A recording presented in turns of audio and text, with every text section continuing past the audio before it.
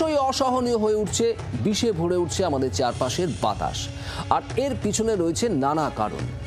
রাজ্য জুড়ে sponge iron কারখানার রমরমা, চিমনি থেকে অনর্গল কালো ধোঁয়া বেরোচ্ছে এবং তার জেরেই জেলায় জেলায় বাড়ছে দূষণের মাত্রা। এর আগে বাঁকুড়ার ছবি আপনাদের দেখিয়েছি, আর এবার দেখাবো দুর্গাপুরের ছবি। চিত্তরঞ্জন দাস আমাদের প্রতিনিধি রয়েছেন সেখান থেকে সরাসরি। চিত্তরঞ্জন, স্পঞ্জ আয়রন কারখানার কালো ধোঁয়ায় ঢাকছে আকাশ বাতাস, দুর্গাপুরে কি ছবি? দেখো শুভদীপ, দুর্গাপুরে 2022-23 সালে যে পরিমাণ দূষণ ছিল, এই বছর কিন্তু তুলনামূলকভাবে একটু হলেও কম, কিন্তু এতটাই বেশি যে শীতের শুরুতেই যে পরিমাণ পলিউশন থাকে, অর্থাৎ যে বাতাসে বা দূষণ পরিমাপের সূচক যেটা থাকে, সেটা এখন কিন্তু আজকে সকাল 8টাতে সেটা হচ্ছে 252। এটা বেড়ে দাঁড়িয়েছিল গতকাল রাতে 270-এর কাছাকাছি।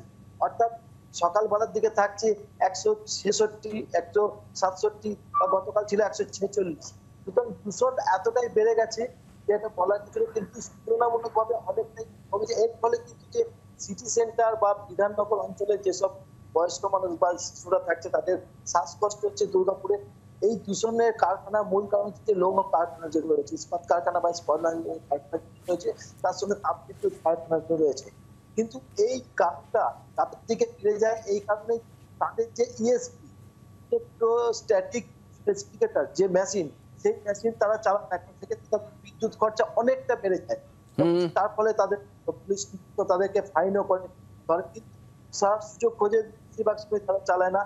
যার কারণে কিন্তু পলিউশন বাড়ছে এবং রাতের দিকে পলিউশন বেশি হচ্ছে। গতকাল রাতে প্রায় 270 ছিল, আজকে এখন 252। আস্তে আস্তে অর্থাৎ যে পদ্ধতি কারখানার নির্গত ধোঁয়াতে দূষণের মাত্রা কমতে পারে, সেই পদ্ধতি প্রয়োগ করতে নারাজ কারখানা কর্তৃপক্ষ, তার কারণে তাতে খরচ বেড়ে যাচ্ছে। ঠিক এই জায়গাতে প্রশাসনের কি ভূমিকা থাকে আমাদের নজর থাকবে। চিত্তরঞ্জন, তোমাকে ধন্যবাদ। দুর্গাপুরের মতো একই রকম ছবি আসানসোলেও, একের পর এক স্পঞ্জ আয়রন কারখানা, সেখানে অনর্গল কালো ধোঁয়া নির্গত হচ্ছে, আর সেই ধোঁয়াতেই ঢাকছে চারপাশ।